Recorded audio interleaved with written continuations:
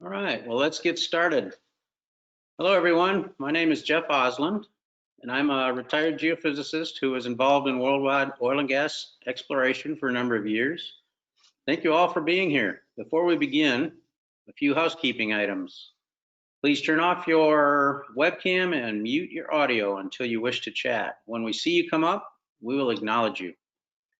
This will help with any limited bandwidth issues that anybody might have. Also, please hold any questions until after all of the presentations. Thank you. So once again, thank you all for joining us during these interesting times. We're joined by Jim Hanchey, who is Executive Director of the Indiana University Geologic Field Station, who will give us the background on how he and his team shifted gears to provide a virtual field geology camp this last summer. Then we'll chat with Daryl Cowan, who is Professor Emeritus at University of Washington, and Jenny Sisson, who is University of Houston's Summerfield Geology Director. We'll also be able to chat with 3 recipients of the 2020 GSA Field Camp Scholarships who attended virtual camp this past summer. That should be pretty interesting. Lots of Q&A involved with that, hopefully.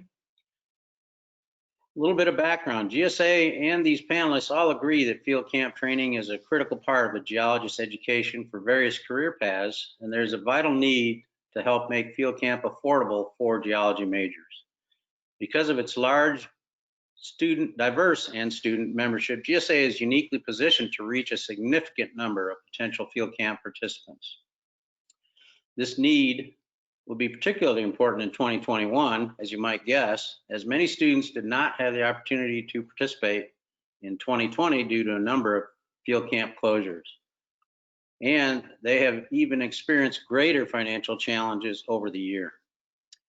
GSA in coordination, a little bit of history, GSA in coordination with corporate donors was able to award $212,000 to 106 students to be used at a field camp of their choosing between the years of 2011 and 2016. Once again, that was with the help of corporate donors. For the past 3 years, GSA Foundation has raised funding from individual donors to allow us to award $88,000 to 44 more students. So with that little bit of background information, please join me in welcoming Jim Hanchey to this virtual chat. Thank you, Jeff. So can I have the first slide for the IU stuff? Thank you. So I wanted to give you an overview and tell you some of the lessons we learned on building the virtual field course this past summer.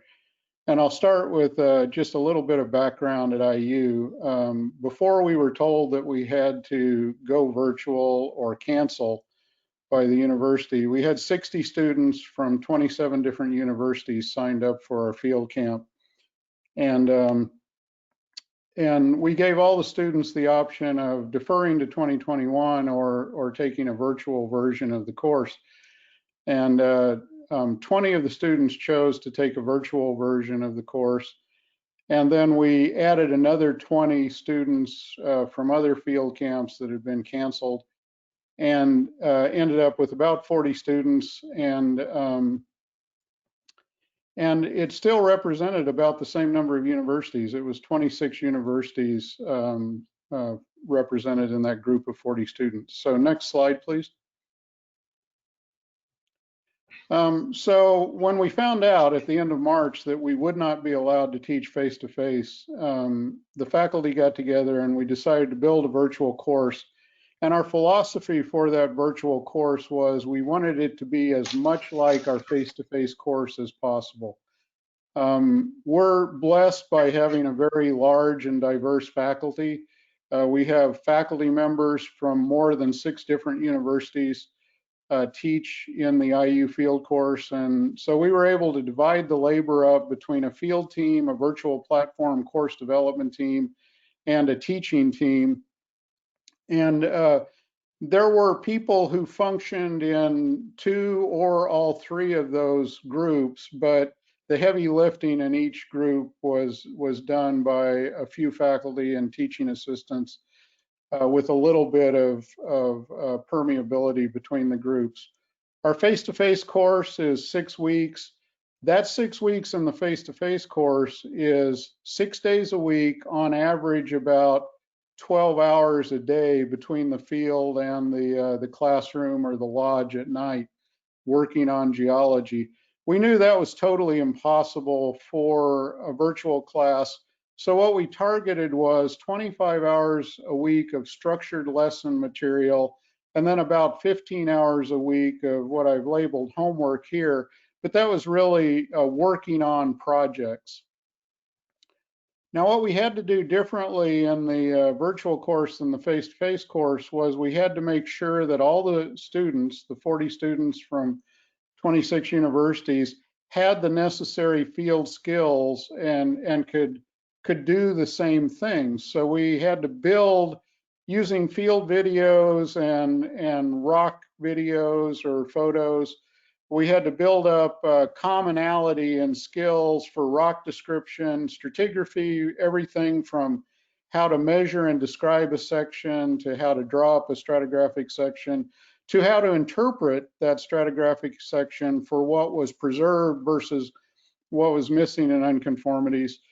Structural geology, of course, you have to cover all the different types of structures, but you also have to cover the analytical techniques for evaluating structures. And then we had basic field methods like how to use a Brunton compass versus how to use a smartphone as your geologic compass that had to be covered.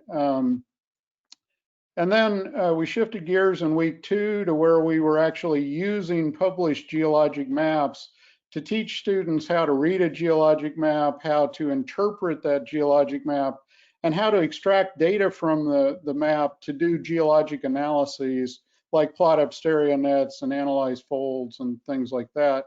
Plus, we wanted to build up the students' knowledge of the regional geology in the Northern Rockies and Western US so that they could incorporate that regional knowledge into their field mapping exercises.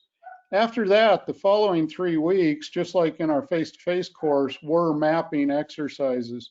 The first one was Precambrian and Paleozoic rocks and a reconnaissance scale geologic mapping project at Mount Doherty in Southwest Montana. Week 4, we shifted gears to the Mesozoic and Cenozoic, which is much more tectonically active and has a lot more igneous activity. And we did a detailed mapping project that week on a severe deformational zone at what's called the Highway 2 J-fold, which is a very famous locality. Both of those week 3 and week 4 mapping exercises were about 5 to 7 square kilometers each. So they weren't huge areas. In week 5, we shifted gears and the students did their final mapping project, which was over 30 square kilometers.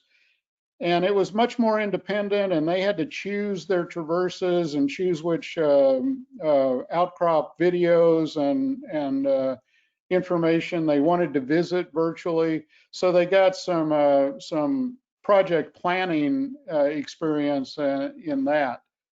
And then the last week, just like in our face-to-face course, was a subdiscipline concentration. In the face-to-face course, we have 3 concentrations. Or I'm sorry, in the face-to-face, we have 6 concentrations. In the virtual, we only had 3: environmental geology, igneous intrusive systems, and SED strat. So next slide, please.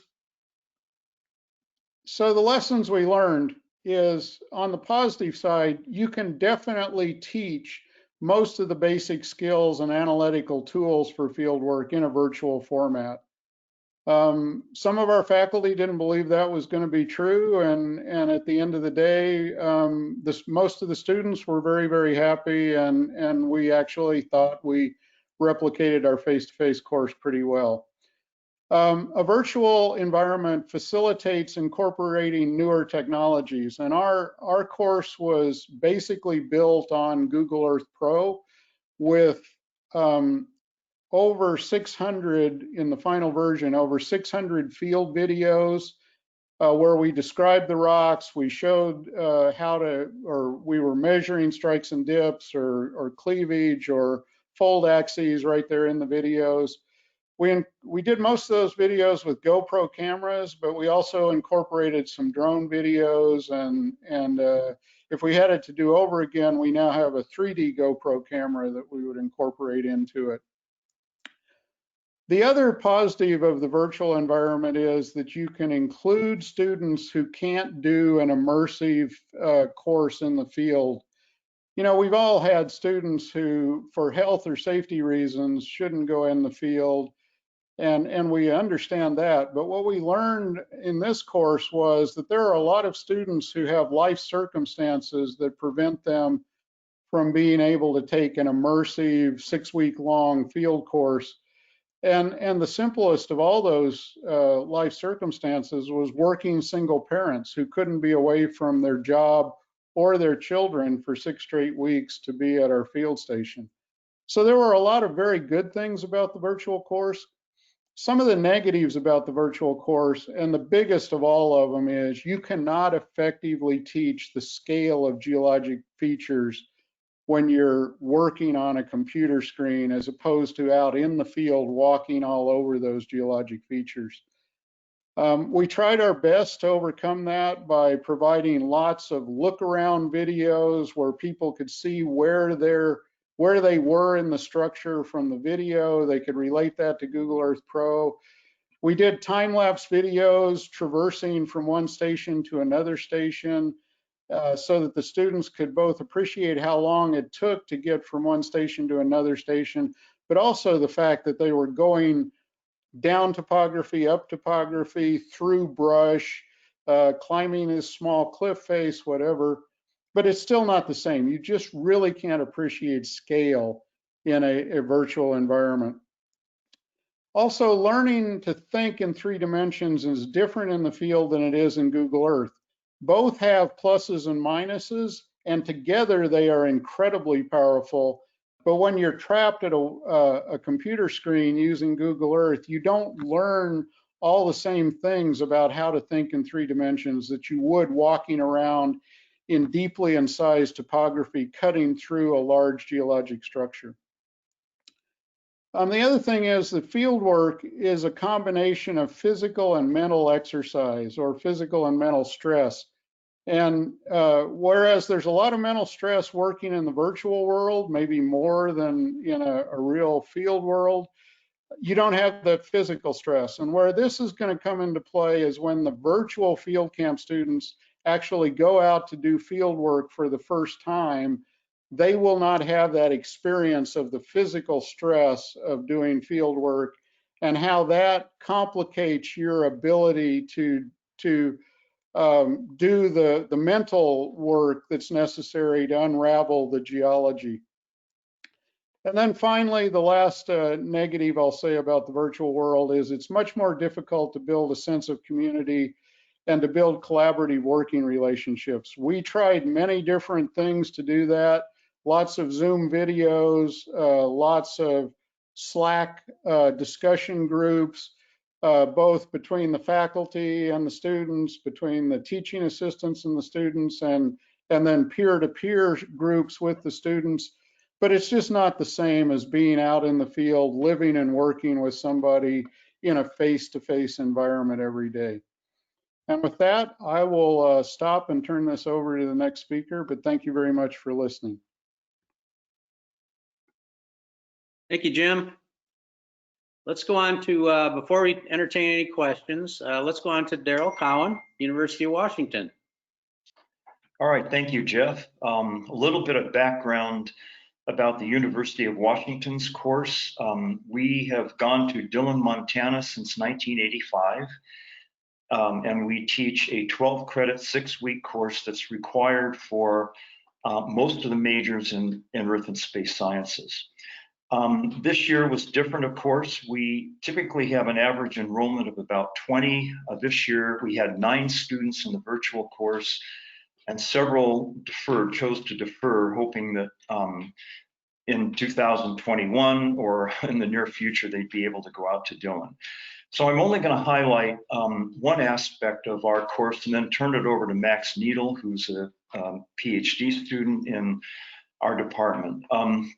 For the virtual course, we did basically what Jim just talked about. I want to point out a difference. At University of Washington, we do not accept students from other institutions, so we only teach to our own majors. But we had a review of structural geology, geomorphology, Allison Duval, my colleague, and Mike McGroder, a retired ExxonMobil geologist, basically ran the course. We had some mineralogy, petrology, shear zones, and then most of the field work concerned a famous mapping area in Montana called Frying Pan that some of you know about. And basically it was locating contacts on Google Earth images, learning the stratigraphy, and then drawing a cross section through a simple anticline syncline pair.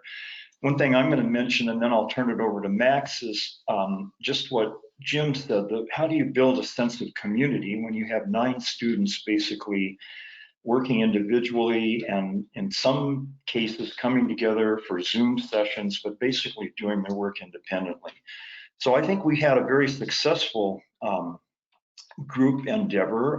Ben Vanderpleim had put together a template for a virtual field trip. And so we divided our 9 students into 3 groups, and each group was asked to come up with the help of a mentor, one of the faculty, to come up with an area they would like to do a virtual field trip in. One chose the Bright Angel Trail to learn Grand Canyon stratigraphy. Another group went to Zion. My group that I mentored chose the Dolomites in Italy. So each group, using a little bit of guidance from us, put together their virtual field trip, a lot of Google drones and other photography. And then the community part is that each group of 3 presented their work to the whole 9 and were able to take and answer questions from the other cohorts. So it did provide a sense that, well, now you actually are in groups and you could interact a little bit where we couldn't in the earlier part. So Max is going to tell you about an amazing game, I guess you want to call. Max, go ahead. I will turn off my camera and microphone.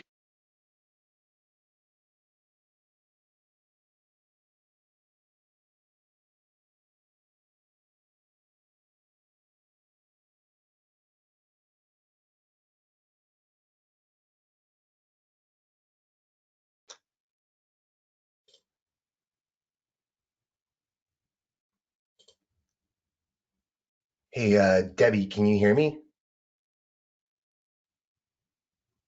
Yes, we can hear you just fine. I'm trying to hit the screen share button. Okay, hopefully Cliff can help you out here. He's working on that side. And I saw that he shared the screen with you, so maybe try again, Cliff.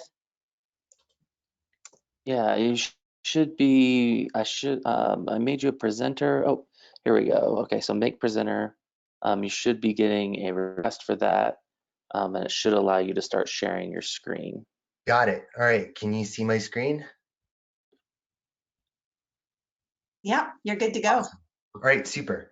Hi, everybody. I'm Max Needle. I'm a PhD student at the University of Washington, and I study structural geology, and I work with Juliet Kreider. She's my advisor. I want to show you an approach for a virtual field excursion that I've created and I'm still developing, although I used a portion of it for University of Washington's virtual field camp this past summer for a module on geologic folds. And I use the term virtual field excursion rather than virtual tour because we can engage users like students to create their own knowledge about structures that they're observing because they have the opportunity to decide where to make the observations and what data to collect. My approach leverages structure for motion photogrammetry, from which it's possible to make high resolution digital 3D models. And then I can convert these models using a gaming platform into a virtual field excursion that can be played on the web, accessible to anyone with an internet connection. I'm going to take you to the Whaleback Anticline, which is part of a fold train that's exposed in the Bear Valley Strip Mine in Shamokin, Pennsylvania. This is a popular field trip destination because it has remarkably exposed structures and fossils. So now I'm going to show you this game. It's going to load, and this is what a user would experience if they were given a link. Okay, welcome to the Whaleback. You can run, you can jump, but unlike in the field in Montana, you can use a jetpack to fly around. I'm going to take you over to this syncline that's exposed in the east wall of the strip mine. We have really good resolution on that. And I'm going to now demonstrate some of the tools. So we have a measuring tool. You can click on the surface and get some dimensions. At any point, you can use a map to see your position in the strip mine and also which direction you're looking. But as I said before, I'm a structural geologist, so I'm really interested in the orientations of bedding and strikes of faults. So I'm going to find a fault that we'll look at together, and we'll take some measurements. So right here on the north wall of this Whaleback Anticline, we have a fault, and I'm going to turn on a stereo net tool. So with 3 points, I can draw a plane and get the orientation data of this fault, strike and dip, and see it projected in a stereo net. And I can do that multiple times, and I can average those planes.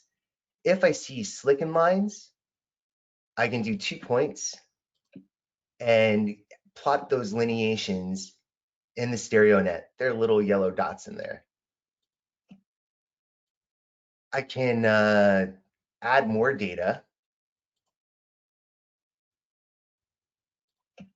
And with folds, often we describe their geometry by measuring the orientation of the fold axis. So I can do that by plotting poles, these flags, along the surface of bedding.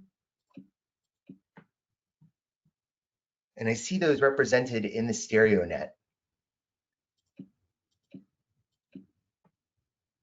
And if I went all around the fold on that transect, I could do a pie plot and get the trend and plunge of the stereo net and look at the data in here with the stereo net enlarged.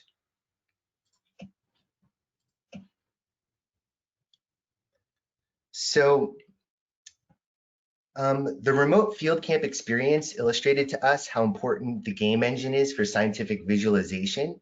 After I'm done making the Whaleback field excursion, I'm going to make a pipeline so that other geoscientists can make their own games very easily without any coding. That means you'll be able to take your own outcrop 3D model, download Unity 3D, which is for free, download the tool package, which I'll put on the web that will enable you to measure surfaces, and then you can make your own custom game and share it with students or fellow researchers. We see this as a new way of data query in science, so the term game is limiting. We see this as an opportunity to connect with a diverse group of users who may have been excluded from the traditional field trip format. And this is also a way to interrogate really remote surfaces like the ocean floor and Mars, or even scale up an analog model if you have a 3D scan of it and explore it in first-person perspective. Thanks for having me here today. That's my contact info. If you're interested, send me an email.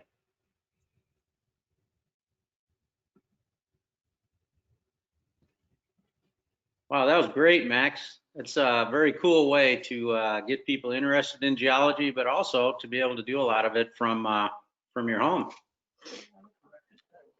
All right, well, let's, I know you're gonna have a lot of questions later, but let's hold those once again, and let's move on to Jenny Sisson, University of Houston. Good afternoon, everybody. Thank you for coming. We postponed deciding about our virtual field camp as long as we could until pretty much May, when the University of Houston decided that there was no travel during the summer, and so that it was impossible to do a field camp. Normally we travel to Montana. Most of the camp is based in Red Lodge, Montana, as well as Dillon, Montana. Our program is an offshoot of the original Princeton field camp, founded in about 85 years ago, and now run by our group. And so we have a long history of going up to Montana, but that was unfortunately not allowed this year. We had talked about doing a field camp instead with a field trip to West Texas, but we couldn't even do that. And so we weren't supposed to travel anywhere by state mandate. And so we had to switch suddenly to virtual. I am really the organizer of the camp. I didn't actually teach this summer, but I helped them do that. Originally, my goal for this summer was to help transition some of the field camp to using more modern techniques with drones and GPS with help of a UNAVCO project. And we were going to analyze this with drones and GPS, some active faults in the Red Lodge, in the Dillon area. So we wanted to transition that project into part of this virtual camp. And so instead of just analyzing one fault and having the students go out and use drones themselves and have them use GPSs to measure fault motion, we devised a week-long project to replace 1 week of field camp. The rest of the camp was kind of similar to what Daryl and Jim have described. And so I'm not going to go over those aspects, but just this version, just this last week project, as I think this is very different from what other people have described. Some of the tools are very similar. We used Google Earth, but we also took advantage of lots of online resources, databases in terms of DEMs, geophysical data, and other things that I'm going to now let a student who actually did this project describe. And so I have McDennis Noisy. Hopefully he's ready to share soon. But anyway, he's a student, and the students like this project so much that they all, particularly 4 of them, McDennis was one of this team of 4 who liked it, and they presented it at GSA as for a special session on remote field camp teaching. I don't know if it's true, but I think they're the only group of students who presented, and most of it was professors. So I'm very proud of what these students did in their project. And so we only have McDennis here, the other team of 4, because we didn't know about this, only McDennis is here. But anyway, he's about to graduate from UH. He's looking to go do a master's or get a job. So if any of you want, I'm sure he'd be welcome to talk to you afterwards about that. But anyway, go ahead, McDennis. Okay, good day everyone. My name is McDennis. As Dr. Jenny said, I'm an undergraduate geology major and I'm graduating this fall. So our motivation for the virtual field project was basically the COVID-19 pandemic. So rather than making field-based observations, we as students had to rely on data from various sources. Remote sensing data, GIS software data was used, manageable, manipulated, and geodetic velocity data as well. Spatial relationship of fault movements was also quantified. We view this change as a unique perspective applied to understand the active tectonics occurring in the extensive region in the northwest arm of the Yellowstone parabola. Before I start, can you see my screen? Can everyone see my screen? Yes. Okay. So our original target area was the Red Rocks fault. That was before the transition to online. So after moving to the online format, our scope of our project expanded, creating a larger study area near the southwest portion of the Montana-Idaho border. So all 7 of the 4 studies, so we were able to study 7 faults: the Lemhi fault, Beaverhead Fault, the Sentinel Fault, the Red Rock Fault, Blacktail Fault, Madison Fault, and some unnamed faults that strikes northwest to southeast. All 7 of the faults studied are normal faults, although the altitude differ based on the locality, and this is due to their position relative to the Snake River Plain. So I'm going to skip and go to my major section where I start on the fault physics. Okay, let me go there. So my section starts from the fault physics, and this is based on the Madison fault. So the primary method of determining the kinematics of our respective faults was by using the equations derived from Wells and Coppersmith in 1994, in the 1994 publication. They determined that there's a relationship between the moment magnitude and average displacement and rupture length. By determining the surface rupture length in Google Earth, we could determine the moment magnitude and there the average displacement along the fault.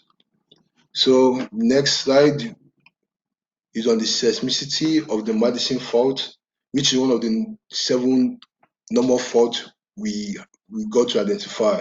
So when applied, these kinematic equations can be seen in the seismic distribution map along the north-south striking Madison fault, and these faults are divided into 3 segments based on the slip rate and surface rupture length.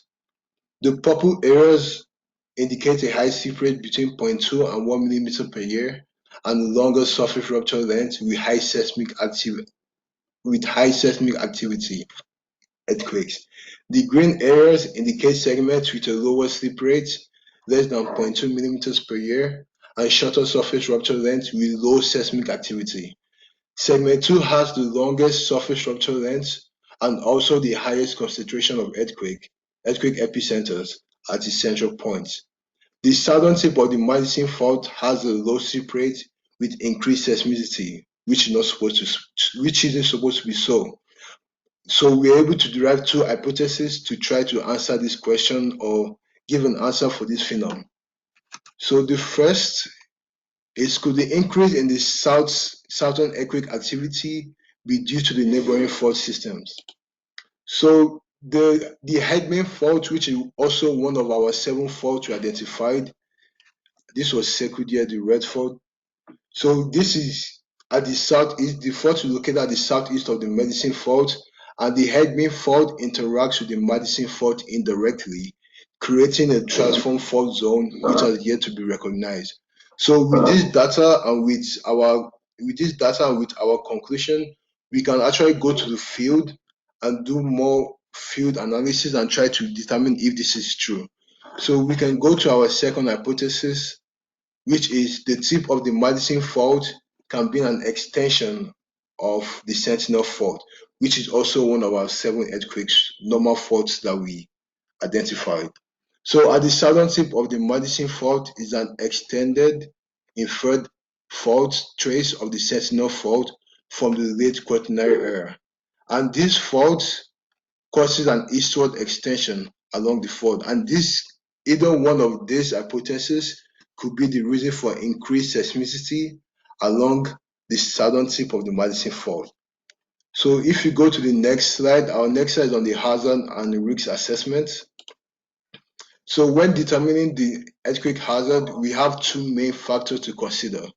The first is the earthquake magnitude, or the earthquake moment magnitude, and the proximity to populated areas. Based on the equation previously described by Wells and Coppersmith, 1994 publication, it can generally be said that earthquakes with a larger surface rupture length pose a greater potential for high magnitude earthquakes. The image displayed is a visual representation of this principle. Areas with a longer continuous fault trace, like the east-west Sentinel normal fault, have a greater potential for longer magnitude earthquakes. Although much of these areas where these faults are located are in remote areas and have a large magnitude earthquake of 9.5 magnitude. These earthquakes can have a very large destructive capabilities in nearby towns of Bozeman, that is to the northeast, 1,000 kilometers away, and Idaho Falls to the south, 120 kilometers away. And final session is the period. This final slide I'm going to talk on is the perioseismology of the Madison Fault. So the perioseismology can be defined as the study of old earthquakes by gathering data from trenches dug in key areas, that is the earthquake epicenters, in order to infer a timeline about past earthquakes and forecast potential earthquakes in the future. So currently, we do not have any trench data for the Madison Fault. So using the Google Earth as well as ArcGIS software, myself and my peers were able to propose that a trench be dug near this red section of the fault trace of the Madison Fault that have high concentrations of epicenters. So with the Google Earth software, we have two potential key areas that were identified along the Madison Fault. And those are the two areas at the right, the key areas for dredging, for digging, I mean. So this area of the Madison Fault has been the most active area near the site of a massive landslide that occurred in 1959 after the 7.2 magnitude earthquake. Okay, so that's it for now, and thank you everybody for listening to me. Stop. I just want to finish, as you can see from his presentation, this was not traditional field geology, but I think it was very important for the students because it gave them skills in different aspects of geology, in geophysics, and that this is a benefit from a non-traditional field camp in that you can do other aspects such as this, which has a lot more societal relevance than just measuring strikes and dips. Okay, that's it for us. And forget who is next.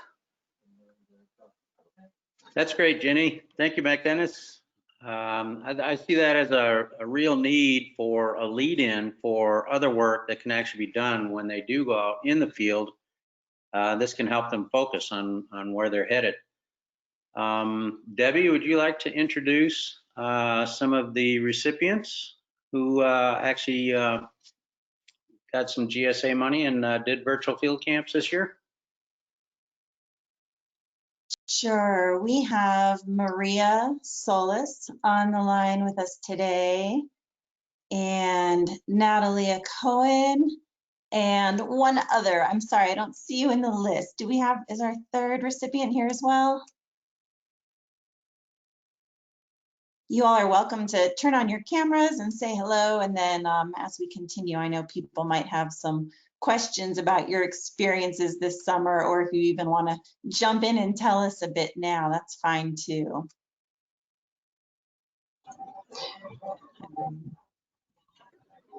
Hello, my name's Maria. I'm Maria, and I got the scholarship, and I appreciate that very much. It really helped.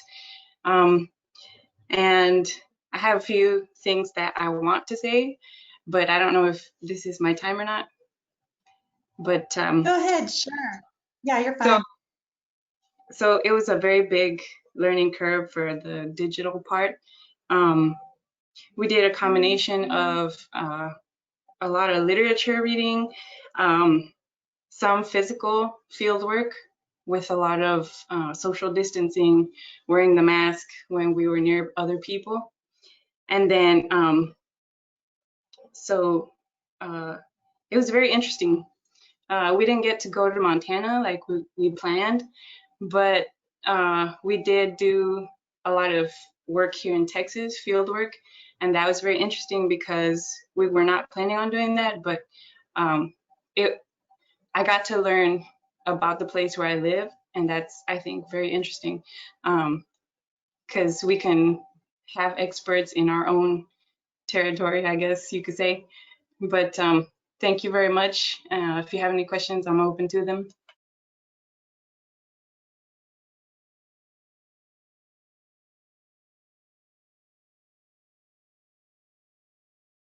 Thanks, Maria. Natalia, do you want to say anything right now, or do you want to wait for questions in a little bit? I guess I'd just like to thank everyone as well for the scholarship, but I'm fine just waiting to see what other people's questions are.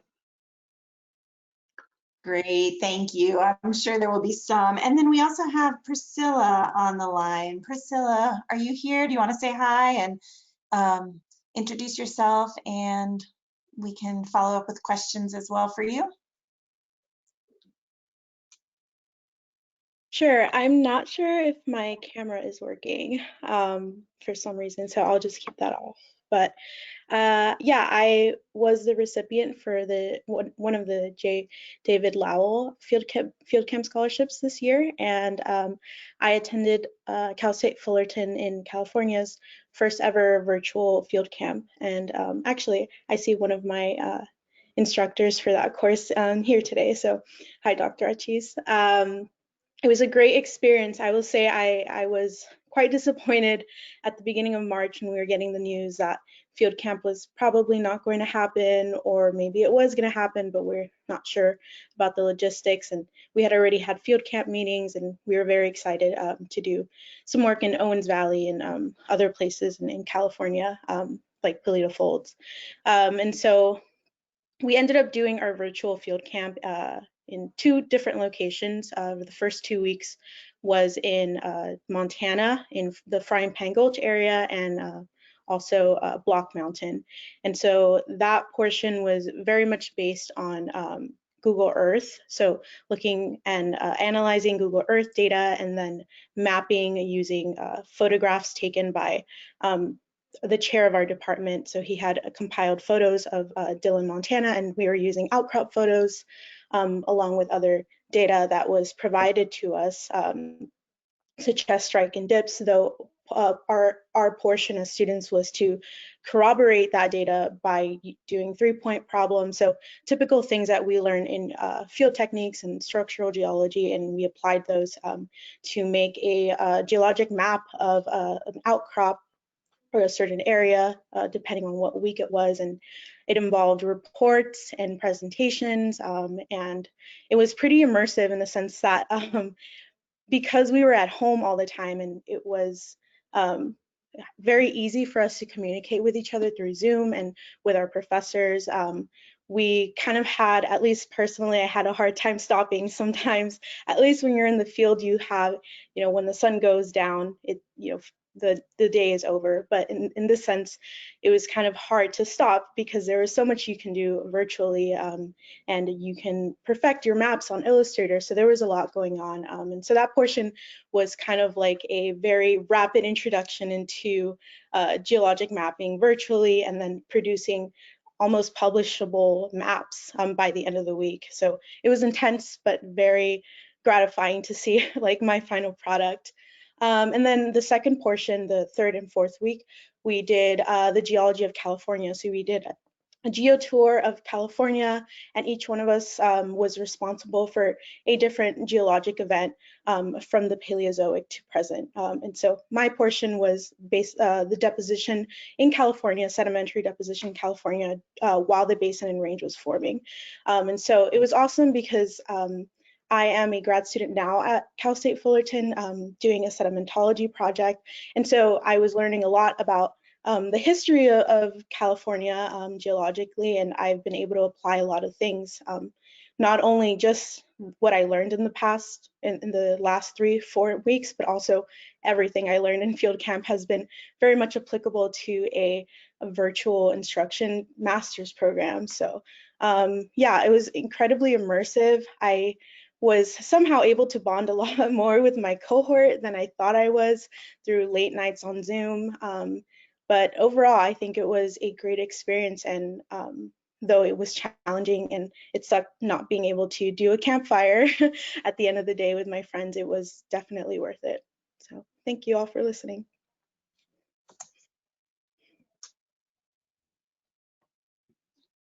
and all three of you and all of our presenters.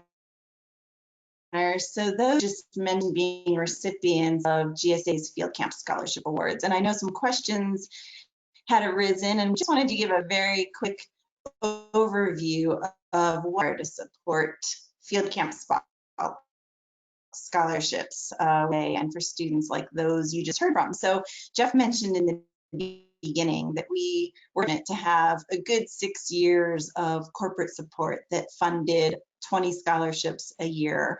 And like he said also, the demand was really high. We gave out 106 scholarships in that time, but there were over 1,500 applicants for those mere 106 spots. So we know there are a lot of students who are really needing and hoping for support for field camp. And so when that corporate support came to a close, GSA felt like it was a very high value and a highly important program to continue.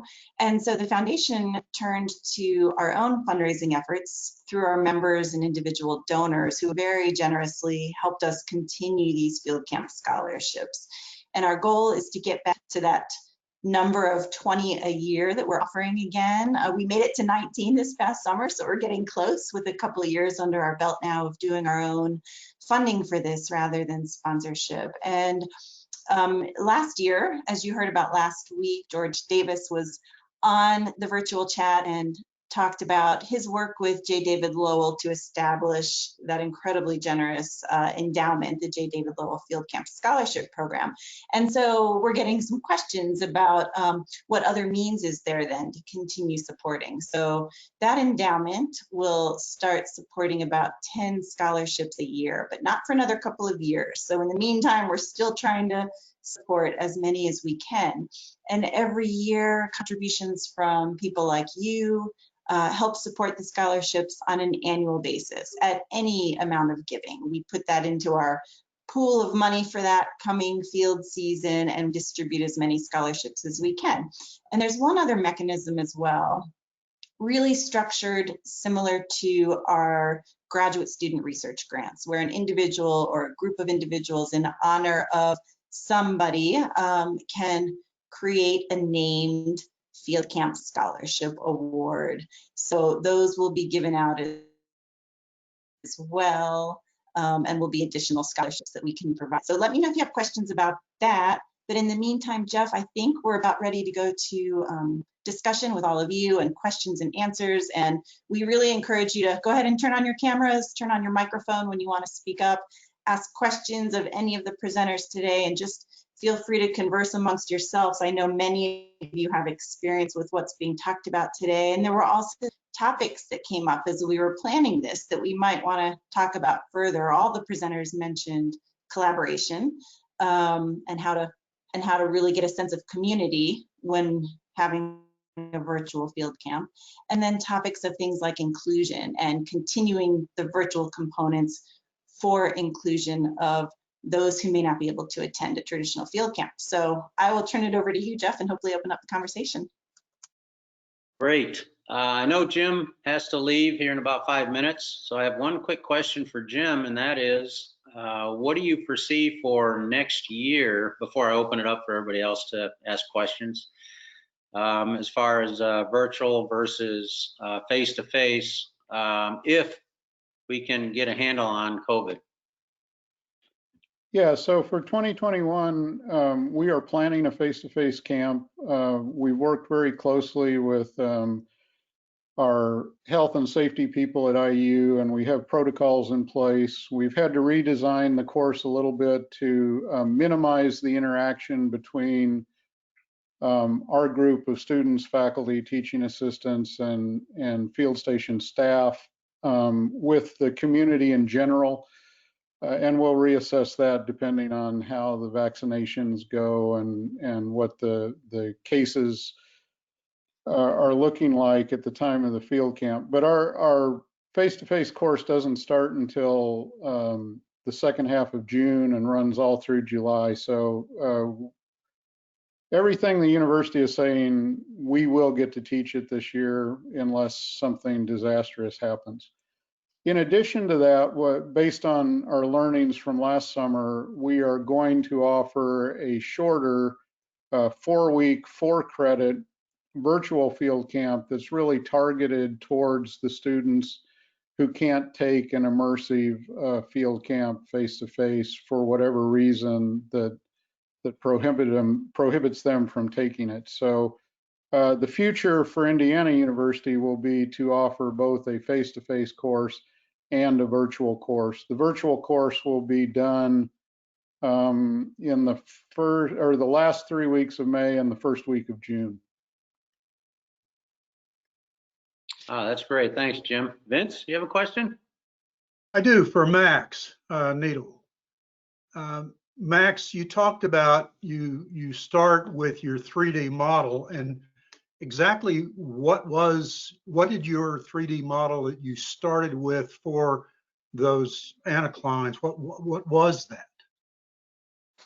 So we used a process called structure from motion, for which we used a drone and we flew it around the strip mine. We took a lot of photographs, and then using a computer program, found common points in those photographs, and were able to make a 3D point cloud, which then we turned into a 3D model. So about how long did that take for that? 2 days of droning in the field, but that's more limited by battery life for the drones. But then the process of making the model takes about 4 days right now. I spent a lot of time removing the trees from that area. I mean, that's in Pennsylvania, and it's got a lot of trees. So that's something that you're able to do and just get to the exposed rock. And does your drone have just a photographic, does it take just images, or does it have some kind of radar or lasers on it? This drone just did photographs. It can take video, but the high resolution photographs I found are best for the models that I'm making. However, this technology continues to improve, and I think we're going to see a lot of advances in the future regarding what drones are capable of. Well, thanks. That was really exciting new stuff. More questions for anybody? I had a question for Jim if he's leaving. Yeah, you still there, Jim? I'm still here for a few more minutes. It's relative to drone usage, actually. If you were using videos from drone videos to students, did they report anything like getting lost in the scene or anything like that? That's one of the things that seems to be an issue on drone video.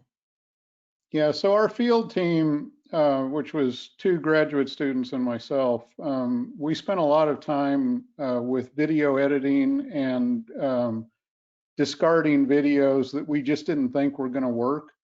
So we threw away a lot of drone videos for exactly the issue you raised because they just didn't work out. So overall, we shot about 1,000 videos with GoPro cameras in the field, and we shot about 50 drone videos. We ended up using 60% of our GoPro videos, and we ended up using about 20% of our drone videos, just because of things that we learned by doing the drone videos, that you really have to be moving toward and away from an outcrop to get a good image that'll help you understand what's going on. But of course, you also have to move laterally too at the same time. And we tried a lot of lateral movement without back and forth, and that was totally worthless. And I think what Max is doing with the structure from motion is absolutely great, but we just didn't have time to do that given the time crunch we had for putting the course together.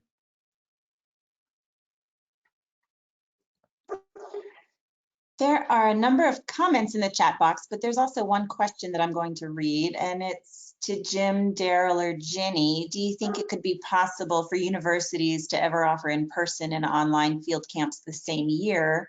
That would help with accessibility, but could it be a strain on budget? Yeah, so like I said, we're already planning to do that, and it's specifically for the purpose of inclusion of the people who otherwise couldn't or shouldn't take a field course. We had no problem with Indiana University and the dean of, or the executive dean of arts and sciences. I just put together a business case for it, and it only took about 2 days to get the college to approve the business plan. Also, that's the same thing we're trying to do for next year, offer both for exactly the same reasons, is that we have working students that cannot do a normal field camp, and we have students who field camp is too expensive for. And so we are hoping next year to offer both an in-camp, providing that we have the ability to go to Montana, as well as an in-person. But that's, so I think a lot of people are trying to do the same thing as well, but I can't speak for all field camps. But thank you for your question.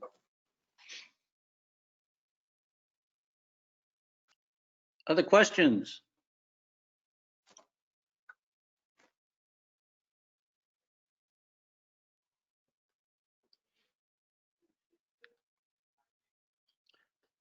Well, if there are no further questions, thank you everyone, for the presenters in particular, but also for everyone who attended, and hopefully you learned a thing or two, as I have.